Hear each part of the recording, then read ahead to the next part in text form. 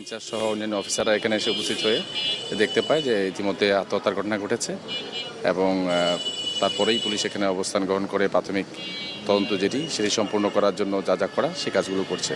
আমরা প্রাথমিকভাবে তার পরিচয় জানতে পেরেছি, তিনি নওগাঁ জেলার বাসিন্দা এবং নওগাঁর পত্নীতলা উপজেলায় তার বাড়ি এবং একটি রাজনৈতিক দলের সাথে তার সংশ্লিষ্টতা আছে, পদও রয়েছে।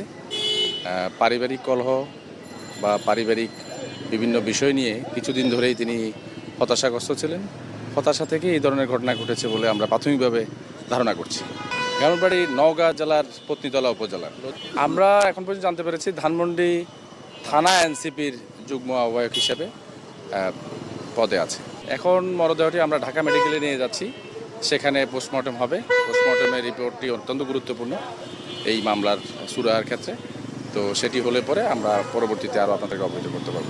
কথা হয়েছে আমার যে লোক আইছিল ওই লোকের কথা হয় নাই, কথা যে এটাই কইছে যে উপরে ঝগড়া লাগছে, এর লেগে আমরা ডাক দিতে আইছে না। আমার লগে ভিতরে হেল লগে কইছে ভিতরে যাওয়ার লেগে, আমার লাগে কিছু কয় নাই, আমার লাগে দেখাই হয়নি। সে এটাই বলছে যে কয়ে গেছে যে উপরে ওই মহিলার হোস্টেলে ঝগড়া লাগছে।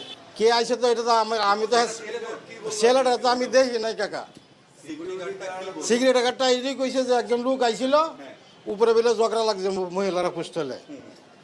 এরপরে আমি তো গেছি আবার ঠিক আমি এটা লাগাই দিয়া আবার হারিয়া এই মহিলারা ফোন দিয়েছি। ফোন দিলে আবার হারা গেছে উপরে আবার আমার এই যে প্রশাসনের লোক আইলে এরপরে আমি গেছি, এর আগে আমি যাইনি।